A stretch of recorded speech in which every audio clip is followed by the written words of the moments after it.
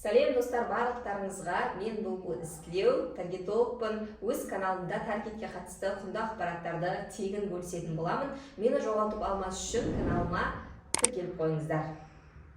Бүгінгі видеода сіздерге айтылатын ақпарат көбісі шатасатын таргетпен және продвигайт батырмасының қандай айырмашылығы бар, сол жайлы толыққанды ақпарат беретін боламын. Және де таргет арқылы сіз қандай нәтижеге жетесіз, продвигайт арқылы қандай нәтижеге жетесіз, сол жайлы де айтып беретін боламын. Жалпы біз білетін, естіп жүруіңіз мүмкін, бірақ таргет дегеніміз не? Жалпы ол қалай жасалады? Сол жөнінде айтамын. Таргет дегеніміз Инстаграм мен Фейсбукқа нақты мақсатта аудиторияға көрсетілетін жарнама түрін айтамыз. Жарнаманың түрі таргет деп аталады. Бұл арқылы біз бизнес бар иелерге клиент алып келе аламыз. Яғни біз таргетті қосқан уақытта ол таргетті біз Фейсбукқа да көрсете аламыз және Инстаграмға да көрсете аламыз. Инстаграмда постқа да, сториске да, рилсқа да барлығына көрінетін болады. Менде кейбір клиенттер келген уақытта сұралған болатын. Яғни біз таргетті қосқан уақытта ол сториске көрінеді ме, әлде постқа көрінеді ме деген секілді. Біз таргетті қосқан уақытта бүткіл мүмкіндіктері бар. Ол жерде сториске да, постқа да, рилсқа да барлық форматта көрсете алатын боламыз. Ал енді продвигайттың айырмашылығы, продвигайт кнопкасының айырмашылығы бұл қай жерде орналасады? Сіздің Инстаграм парақшаңыз бизнес парақшаға ауысқан уақытта төменгі бөлімде, яғни продвигайт деп статистика және продвигайт деп басылып тұрады, көрініп тұрады, көк кнопка жанып тұрады. Егер сіздің Инстаграм аккаунтыңыз жай ғана аккаунт болса, яғни бизнес аккаунтқа ауыспаған болса, ол жерде сізде продвигайт деген кнопка болмайды. Ал енді көбісі осы продвигайтты таргетпен шатастырады. Бұл негізінде екеуі мүлде екі бөлек нәрсе. Продвигайт бұл промоакция деп аталады. Яғни Инстаграм арқылы жібереді. Инстаграмда продвигайт кнопкасын басасыз, сол уақытта әрі қарай сіздің таргетіңіз қосылатын болады. Бұл яғни таргетке қарағанда рекламаңыз қосылатын болады. Таргетке қарағанда бұл настройкасы өте оңай. Яғни сіз ол жерде жасын таңдайсыз, бір ғана цель ғана болады. Ол жерде жасын таңдайсыз, аудитория таңдайсыз, детальный интерестер таңдап жіберуіңізге болады. Бұл продвигайт кнопкасы арқылы жібере аласыз. Бұл жерде біз ескеретін бір жайт, егер сіздің жинаған подписчигіңіз ол гифтен жиналған подписчиктер болса, яғни тірі подписчиктер болмаса, дәл сондай сізде результат болмайды. Яғни дәл сіздің подписчиктеріңізге ұқсас аудиторияға ғана көрсетіледі. Яғни бұл жерде сіздің егер гифтен жинаған гүл аудитория болса, ондай жағдайда бюджетіңіз босқа кетеді. Сол себептен де таргетологқа жүгінген дұрыс. Ал таргет дегеніміз не? Таргет жарнамасы бұл настройкасы өте ауқымды болады. Яғни нақты біз белгілі бір мақсатта аудиторияларға өзіміздің жарнамамызды көрсете аламыз. Яғни біз бұл жерде әртүрлі макеттерді тест жасаймыз.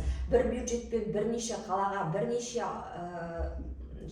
макеттерді дайындап жіберуімізге болады. Яғни бір бюджетпен сіз 10 макетті тест жасауыңызға болады, 3 түрлі аудиторияға жіберуіңізге болады. Яғни ал продвигайт кнопкасында бұндай мүмкіндіктер жоқ. Көп бизнес иелері осы нәрсені түсінбей жатады. Продвигайтпен де мен жұмыс жасап жүрмін, таргетологқа ақша төлеп қажет емес, продвигайтта результат жоқ. Сол себептен таргетологтар дәл солай жасайды деп ойлайды. Ал шындығына келгенде біздің жасайтын жұмысымыз өте ауқымды.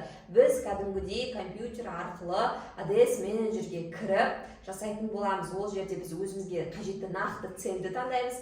Біз клиентті қай жаққа, клиенттердің келуін қай жаққа қалайды, ол жерде WhatsAppқа ма, дайректке ма, Instagram аккаунтқа келген қалай ма, клиентті қалау бойынша біз барлығын жасайтын боламыз. Яғни ол жерде жаңағы айтқанымдай біз аудиторияны таңдаймыз, бір ғана қалаға жібереміз бе, белгілі бір жас иелеріне жібереміз бе, белгілі бір интерестерге қызығатын адамдарға жібереміз бе, я болмаса Facebook пен Instagramға, я болмаса тек қана Instagramға жібереміз бе, тек қана сториске жібереміз бе, я болмаса барлығына жіберуіміз қажет пе. Осының барлығы таргетте анықталатын болады. Яғни продвигайт кнопкасы мен таргетті шатастырмауымыз қажет.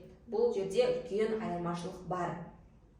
Және де бір айта кететін жағдай, біз продвигайт арқылы жіберуге қарағанда, біз таргет арқылы ADS-тің ішіне кіріп жіберген уақытта, біз бірнеше макетті жасап тест жасауымызға болады. Яғни біз 10 макетті қосып, соның ішінен өзіміздің нақты аудиториямызға өтіп тұрған макеттерді алып қалып, өтпей тұрған макеттерді өшіре аламыз. Яғни бұл жерде бізде үлкен ауқымды анализ жасалады, тест жасалады. Сол себептен де таргет жарнамасының алатын орны ерекше.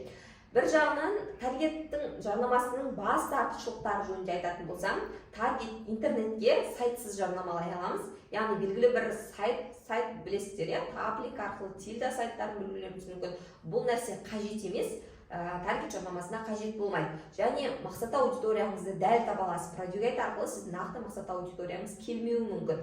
Одан кейін инстаграмыңызға қайта кірген адамдарға, бұл бізде ретаргет деп аталады. Яғни сізге 365 күн ішінде, 90 күн ішінде, 31 ай ішінде сіздің парақшаңызға қызығып, қарап кетіп жүрген адамдарға біз қайта осы жарнамамызды көрсетуімізге мүмкіндік бар. Одан кейін бұл яғни біздің мысалға киім сататын магазинмен сіз таргет қосып айналысатын болсаңыз, оларға міндетті түрде ретаргет жібереміз. Яғни парақшаға тіркелмей, бірақ сіздің белгілі бір киімдеріңізге қызығып, қарап кетіп, лайк басқан адамдар болса, бір ай ішінде, бір жыл ішінде сол адамдарға Facebook жарнаманы қайта көрсететін болады. Таргеттің мүмкіндігі өте үлкен. Одан кейін бәсекелестердің аудиторияларына жарнама жіберу. Бұның өзінде біз жасай аламыз. Яғни әр клиенттердің біз бриф толтырған уақытта конкуренттерін міндетті түрде сұраймыз және сол конкуренттеріне жарнама жіберу. Сол конкуренттердің клиенттеріне біз жарнама жібере аламыз. Яғни бүгінгі ақпарат сіздерге пайдалы болды деп ойлаймын. Егер ұнаған болса, лайк басып, комментарий жазып кетулеріңізді сұраймын. Барлықтарыңызға рахмет, сау болыңыздар.